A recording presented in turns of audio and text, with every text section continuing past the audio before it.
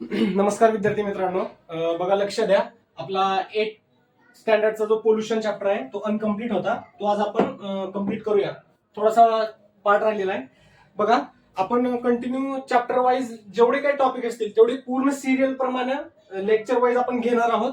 तर बघा चॅप्टर संपणार आहे तरी तुम्हाला एक सांगतो महत्वाची गोष्ट. बघा जो आपल्या चॅनलला सबस्क्राईब करेल कमेंट मध्ये आपल्याला हाय पाठवेल किंवा नोट्स म्हणून टाकेल, आपण त्याला आपल्या रिटर्न नोट्स आपण त्याला सेंड करूया. ठीक आहे.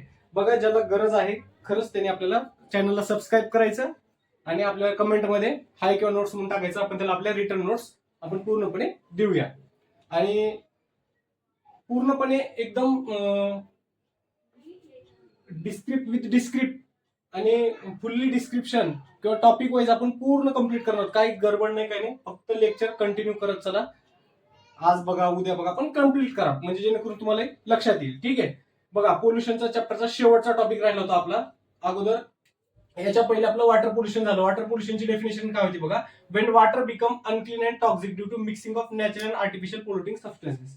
म्हणजे जो एखादं वॉटर हार्मफुल होतं, टॉक्सिक होतं, कशामुळं वेगवेगळे कंटेंट वेगवेगळे मटेरियल त्याच्यात मिक्स होतात आणि ते काय होतं पोल्युटेड होतं. त्याला आपण काय म्हणतो वॉटर पोल्युशन म्हणतो. म्हणजे पाण्यामध्ये वेगवेगळ्या प्रकारचे अनक्लीन अस्वच्छ किंवा घातक असे पदार्थ, मग ते कसे असतील नैसर्गिक असतील किंवा आर्टिफिशियल पोल्युटिंग सबस्टन्स असतील.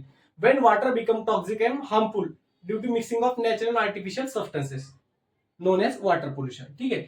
या प्रिव्हियस लेक्चर मध्ये आपण टॉपिक बघितला होता, त्याचं पूर्ण डिस्क्रिप्शन मी तुम्हाला दिलेलं आहे. ठीक आहे. आज बघूया आपण सॉइल पोल्युशन. सॉइल म्हणजे काय, मृदा पोल्युशन म्हणजे काय. बघा पोल्युशन म्हणजे तुम्हाला आता प्रिव्हियस लेक्चर पासून आपण सांगतो पोल्युशन म्हणजे काय आता आठवलं पाहिजे. ठीक आहे. बघा contamination of soil due to different factor, those factor may be man made or natural. जेव्हा कॉन्टॅमिनेशन होतं कशाचं, सॉइलचं, वेगवेगळ्या प्रकारचे फॅक्टर जे असतील काय मॅनमेड पण असू शकतात किंवा नॅचरल पण असू शकतात, ते एखाद्या मातीमध्ये मिक्स होतात किंवा इथं बघा simple concentrate on board. This is a soil and different type of man-made असतील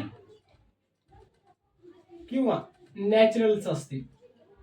हे काय म्हटलंय फॅक्टर. फॅक्टर म्हणजे काय सबस्टन्स पकडा कुठले पण ह्या सॉइल मध्ये जेव्हा मिक्स होतात तेव्हा ती सॉइल काय होते पोल्युटेड होते. समजा आता ही सॉइल आहे, रेन आलं, रेन मुळे वेगवेगळ्या प्रकारची सॉइलवरची घाण असेल किंवा वेगवेगळे घातक सबस्टन्स असतील ते पूर्णपणे येऊन एखाद्या सॉइलवर काय झाले थांबले किंवा एखाद्या ठिकाणी स्टोअर झाले. मग तिथं काय झाले या सॉइलचं काय झालं पोल्युटेड झालं. म्हणजे हे नॅचरल असतील किंवा मॅनमेड असतील किंवा वेगवेगळ्या प्रकारचे फॅक्टर सबस्टन्स मिक्स होतील आणि त्यामुळे काय होईल आपलं soil pollution. Simple definition contamination of soil due to different factor, those factor may be manmade or natural. तर आपण काय म्हणतो सॉइल पोल्युशन. मग आता सॉइल इरोजन म्हणजे काय. सॉइल पोल्युशन शिकल्यानंतर आपल्याला इरोजन पण कळालं पाहिजे. म्हणजे मातीची मृदा धूप, आपण मृदा म्हणा किंवा माती म्हणा सॉइलला तुम्ही बघा. इरोजन म्हणजे धूप म्हणजे काय मृदेचं धूप किंवा मातीचं धूप कसं होतं बघा. Removal upper fertile layer of soil is called soil erosion. म्हणजे आता इथं माती आहे अशी सॉइल म्हणा तुम्ही, consider the soil and upper layer. Upper layer why important because in the upper layer different type of minerals, different type of factor which are helpful for plants growth. म्हणजे प्लांटच्या ग्रोथसाठी जे अप्पर लेअरला वरच्या लेअरला जे वेगवेगळ्या प्रकारचे minerals असतील factors असतील जे आपल्या काय होतात एखाद्या प्लांटच्या ग्रोथसाठी ते काय होतात रिमूव्ह होऊन जातात, निघून जातात. मग फक्त काय राहते बिलो लेअर म्हणजे ज्या ठिकाणी फक्त मिनरल्स असतात पण खूप कमी प्रमाणात असतात.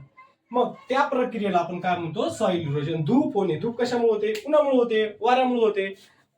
आपण बघितलं ओलकॅनो असेल किंवा आपण अर्थक्वेक असेल किंवा अशा वेगवेगळ्या प्रकारच्या गोष्टीमुळे पण तिथं सॉइल इरोजन होऊ शकतं किंवा जास्त धूप पडली तरी पण सॉइल इरोजन होऊ शकतं. ठीक आहे. बघा आता त्याचे रिझन्स काय, कशाचे सॉइल पोल्युशनचे रिझन्स काय, एक तुम्हाला कन्सिडर डिफाईन राहावं म्हणून सांगितलं इरोजन म्हणजे काय. आता बघा रिझन काय असतात. डोमेस्टिक वेस्ट आहे, बायोलॉजिकल वेस्ट आहे, agriculture waste. Reason of soil pollution मध्ये 3 टॉपिक येतात. एक डोमेस्टिक वेस्ट, बायोलॉजिकल वेस्ट आणि ऍग्रिकल्चर वेस्ट. आता डोमेस्टिक म्हणजे काय घरगुती, बायोलॉजिकल म्हणजे काय जैविक म्हणजे एखाद्या जीवावर प्रक्रिया केलेले वेस्ट, ऍग्रिकल्चर म्हणजे काय, आपण शेतीमध्ये वापरणारे सगळ्या प्रकारचे घातक पदार्थ आपण वापरतो, पण ते जे शिल्लक राहतात ज्याच्यामध्ये जसं की आता एखादं प्लास्टिक आहे किंवा एखादा ग्लास आहे, एखादं ट्यूब आहे, असं वेगवेगळ्या प्रकारचे फर्टिलायझरला काय पॅकिंगसाठी पॅकिंग मटेरियल येतं, ते पण आपल्या सॉइलसाठी घातक असतं, त्याच्यामुळे पण सॉइल पोल्युशन. आता बघा डोमेस्टिक वेस्ट मध्ये काय, किचन वेस्ट, पेपर, ग्लास आणि ई वेस्ट. ई वेस्ट म्हणजे काय, इलेक्ट्रॉनिक वेस्ट, जे की आपण मोबाईल्स असतील, फॅन्स असतील, कम्प्युटर असेल, वेगवेगळ्या प्रकारचे इलेक्ट्रॉनिक वेस्ट. ई म्हणजे इलेक्ट्रॉनिक, हे पण आपण सॉइल मध्ये टाकले की सॉइलचं काय होतं, पोल्युशन होतं. त्याच्यामध्ये पण वेगवेगळ्या प्रकारचे घातक केमिकल्स असतात किंवा घातक काही पण एखादे इलेक्ट्रॉनिक डिव्हाइस बनताना कुठल्याही प्रकारची एखादी केमिकल प्रक्रिया करून त्याला आपण मेकिंग करत असतो. Biological waste, animal waste, blood, vial, cotton, user.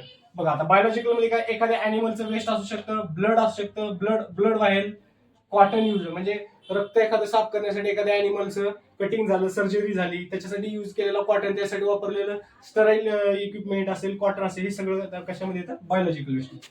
Agriculture waste म्हणजे आपल्या शेतीमध्ये वापरणारं वेस्ट, काय, फर्टिलायझर आणि पेस्टिसाइड. पेस्टिसाइड म्हणजे कीटकनाशक आणि फर्टिलायझर म्हणजे काय, खत वगैरे, खत बियाणे असतील, कीटकनाशक असतील, असे वेगवेगळे केमिकल हे खूप घातक असतात आणि ते आपण काय करतो, शेतीमध्ये वापरतो आणि फेकून देतो. परत एखादं रेन आलं किंवा एखादं पाणी तिथून आलं की ते पूर्ण एका जागी स्टोअर होतं आणि त्याच्यापासून पण आपलं काय होतं, सॉइल पोल्युशन होतं किंवा सॉइल इरोजन पण होऊ शकतं. इफेक्ट ऑफ सॉइल पोल्युशन बघा काय होतं, इफेक्ट काय होतं, आता हे सगळं झालं, डेफिनेशन झाली, त्याचे रिझन्स झाले, मग आता इफेक्ट काय होतो पोल्युशनचा कुणावर बघा. Decrease the fertility of soil. म्हणजे पिकता फर्टिलिटी काय असते, जेव्हा ही जर फर्टिलिटी आपली काय झाली, डिक्रीज झाली, डिक्रीज होणे म्हणजे कमी होणे, कमी झाल्यानंतर आपल्याला फळ मिळणार का, फळ मिळणार पण कमी प्रमाणात, म्हणजे उत्पादन कमी होणार आपलं किंवा कमी पीक येणार त्या ठिकाणी, त्याला आपण फर्टिलिटी म्हणजे महत्वाचा टॉपिक आहे किंवा महत्वाचं त्याचं एक इफेक्ट आहे. Spread the pathogen. पॅथोजन म्हणजे काय, जीवजंतू पसरतात, मग हे पसरल्यानंतर आपलं काय होतं, त्या ठिकाणी वेगवेगळ्या प्रकारचं इरोजन व्हायला लागतं, सॉइल पोल्युशन व्हायला लागतं, त्याच्यामुळे पण आपलं पिकावर इफेक्ट होऊ शकतो. किंवा मग स्प्रेड झालं की माणसाला पण त्याचा इफेक्ट होऊ शकतो, अॅनिमलला पण त्याचा इफेक्ट होऊ शकतो, प्रत्येक ठिकाणावर. एकदा सॉइल आपली पोल्युटेड झाली की त्या ठिकाणी वेगवेगळ्या प्रकारचे इफेक्ट व्हायला लागतात.